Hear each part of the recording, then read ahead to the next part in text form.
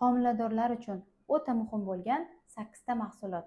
Birinchisi qulupnay. U ko'p vitamin C ga boy bo'lganligi uchun homiladorning immunitetini mustahkamlanishiga yordam beradi. Ikkinchisi suv. Bu homiladorning qon quyuqligini oldini oladi va homilaning yaxshi rivojlanishiga sababchi bo'ladi. Uchinchisi limon. U ertalabki ko'ngil aynishi va qusishni to'xtatadi, shu bilan birga ishtahangizni ochadi. To'rtinchisi bu sabzi. Ko'z o'tkirligini oshiradi va teri holatini yaxshilaydi. Beshinchisi bu anor, yo'ldoshni himoya qiladi va homilaning normal rivojlanishini ta'minlaydi. Shu bilan birga homiladorlikda kamqonlikni oldini oladi. Oltinchisi bu sut. Kalsiyga boy bo'lgan eng kuchli mahsulot.